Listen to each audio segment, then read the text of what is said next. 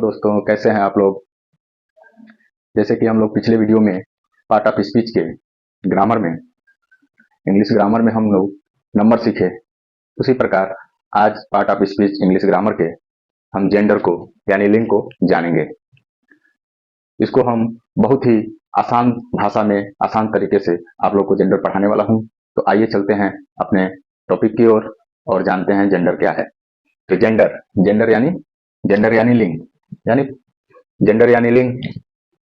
तो जेंडर का मतलब जेंडर हमको जानना है तो नाउन और प्रोनाउन के जेंडर लिंग होते हैं। जो नाउन है यानी संज्ञा है, सर्वनाम है, उसके जेंडर लिंग होते हैं। हम यहाँ नाउन प्रोनाउन के जेंडर को जानेंगे। हम यहाँ आज की टॉपिक में नाउन प्रोनाउन के जेंडर को जानेंगे। तो gender of the noun, noun का जेंडर क्या है। तो इंग्लिश में जेंडर 4 प्रकार के होते हैं। इंग्लिश में जेंडर यानी इंग्लिश में जो लिंग है वो 4 प्रकार के होते हैं। पहला है मैस्कुलिन जेंडर यानी पुल्लिंग जेंडर, ठीक है। दूसरा है फेमिनाइन जेंडर, स्त्रीलिंग। तीसरा है आपका कॉमन जेंडर यानी उभयलिंग। चौथा है आपका नेचर जेंडर यानी नपुंसकलिंग, ठीक है। अब मैस्कुलिन जेंडर जो है वो पुल्लिंग है, यानी पुल्लिंग का मतलब होता है आपका पुरुष। अब देखिए ना, यहाँ पे लिखा है जेंडर ऑफ द नाउन। तो हम सब जानते हैं कि नाउन क्या है। किसी व्यक्ति का नाम, किसी स्थान का नाम, किसी वस्तु का नाम, ठीक है, जानवर का नाम, के नाम को ही हम नाउन कहते हैं। तो उसी प्रकार ये नाउन है। तो ये क्या है, मैस्कुलिन जेंडर ये भी नाउन है, फेमिनाइन जेंडर ये भी नाउन है, कॉमन जेंडर ये भी नाउन है, नेचर जेंडर ये भी नाउन है, ठीक है। तो हम इसके बारे में जानेंगे। तो मैस्कुलिन जेंडर क्या होता है, ठीक है। पहला चीज है कि मैस्कुलिन जेंडर क्या होता है। तो मैस्कुलिन जेंडर से नर जाति का बोध होता है। नर यानी पुरुष, आदमी, ठीक है, नर जाति का बोध होता है। इसका इंग्लिश डेफिनेशन हो जाएगा, इंग्लिश में उदाहरण हो जाएगा, the masculine gender denote a male, ठीक है।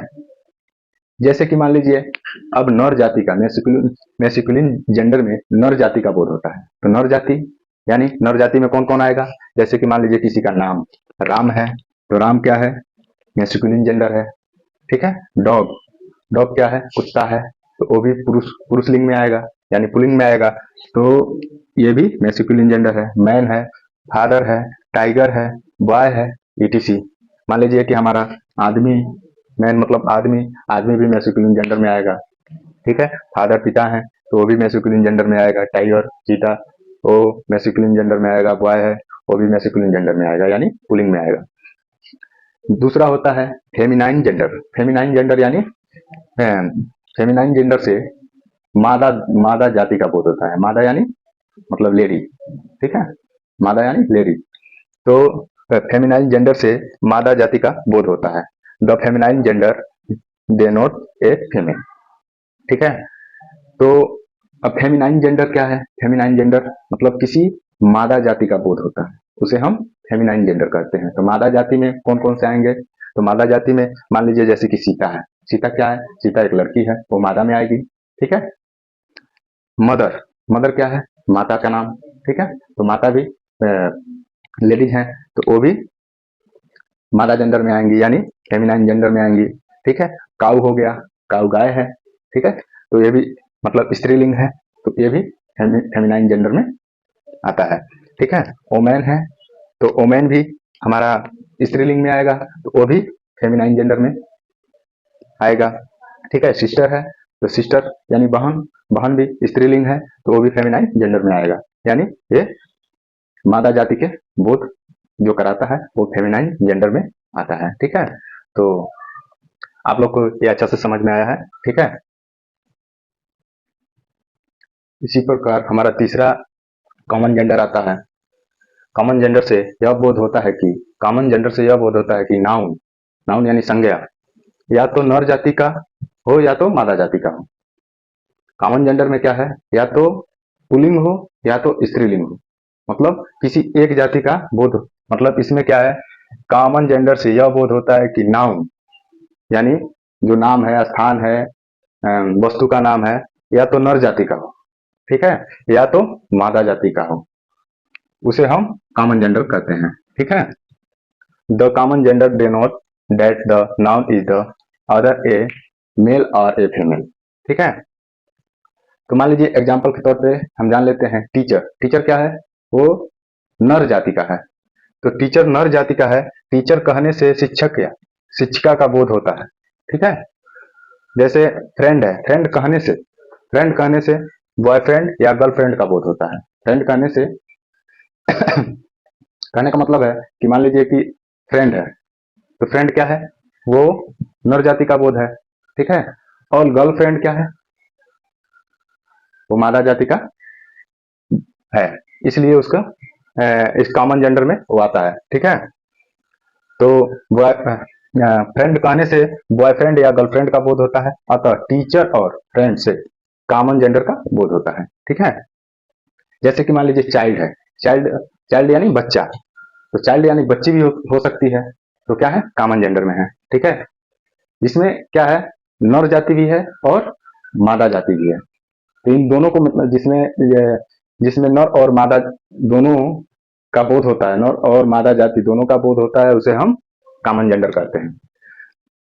उसी प्रकार हमारा पेरेंट है। पेरेंट में माता पिता यानी नर भी है, हमारे पिता जो है वो नर है, और माता जो मादा में है, इसलिए वो कॉमन जेंडर में आएंगे। स्टूडेंट है, छात्र है, छात्रा है, तो वो भी कॉमन जेंडर में आता है। ठीक है, उसी प्रकार हमारा चौथा है नेचर जेंडर से यह बोध होता है कि नाउन न तो नर जाति का हो और न तो मादा जाति का हो। यानी अब क्या है, नेचर जेंडर में जो नपुंसक लिंग है उसमें क्या है, नेचर जेंडर से यह बोध होता है कि नाउन यानी संज्ञा न तो नर जाति का हो न तो मादा जाति का हो, यानी इन दोनों में से कोई ना हो। यानी क्या हो, मान के चलिए एक प्रकार से निर्जीव पदार्थ हो। ठीक है, the nature gender denotes that the noun is nature a female or not a female। ठीक है, तो एग्जाम्पल के तौर पे मान लीजिए वुड है, तो वुड क्या है, लकड़ी है। तो लकड़ी मान लीजिए वो ना नर जाति में है और ना ही मादा जाति में है, तो ये किस जाति में है, ये नेचर जेंडर है। ठीक है, यानी नपुंसक लिंग है। ऑयल क्या है, ना नर है ना मादा है, तो वो क्या है, नेचर जेंडर है, यानी नपुंसक लिंग है। ठीक है, उसी प्रकार हमारा क्रो हो गया। क्रो क्या है, ना नर है ना मादा है, इसलिए वो नेचर जेंडर में आएगा। ठीक है, इसी प्रकार हमारा स्कूल है, बुक है, वो भी नेचर जेंडर में आता है। ठीक है, तो नेचर जेंडर है यानी नपुंसक लिंग है, वो क्या है, यानी निर्जीव पदार्थ जो जिसमें जीव नहीं है, निर्जीव पदार्थ, कीड़े मकोड़े, छोटे छोटे कीड़े मकोड़े, छोटे छोटे जानवर इस श्रेणी में आते हैं, नेचर जेंडर में आते हैं।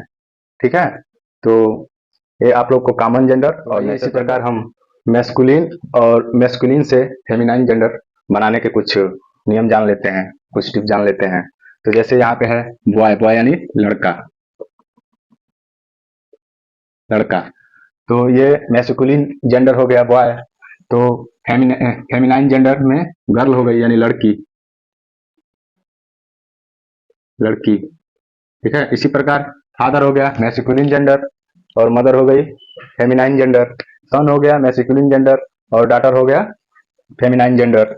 ब्रदर हो गया हमारा मैस्कुलिन जेंडर और सिस्टर हो गई फेमिनाइन जेंडर। तो ये जान गया, कुछ शब्दों में ईएस जोड़कर मैस्कुलिन से फेमिनाइन जेंडर बनाया जाता है। जैसे कि मान लीजिए गॉड है, तो गॉड क्या है, मैस्कुलिन जेंडर में है, तो गॉडेस क्या हो गया, वो फेमिनाइन जेंडर हो गया। लायन है, मैस्कुलिन जेंडर हो गया, और लायनेस यानी शेरनी, वो फेमिनाइन जेंडर में हो गई। उसी प्रकार कुछ शब्द के अंतिम अंतिम में वावेल को निकालने के बाद ESS जोड़कर फेमिनाइन जेंडर बनाया जाता है। जैसे कि एक्टर हो गया, एक्टर यानी अभिनेता। एक्ट्रेस, तो एक्ट्रेस यानी अभिनेत्री। हंटर हो गया, तो हंटर यानी शिकारी। हंट्रेस माने शिकारनी। ठीक है, उसी प्रकार कुछ शब्द का अंतिम के आंतरिक बदलाव करके हम फेमिनाइन जेंडर में बनाते हैं। जैसे कि मास्टर हो गया, तो मास्टर यानी मालिक। और मिस्ट्रेस, यहाँ पे मास्टर है तो MAS है, यहाँ पे आई, मतलब इसके आंतरिक में कुछ बदलाव करके हम फेमिनाइन जेंडर बनाए हैं। तो मिस्ट्रेस यानी मालकिन।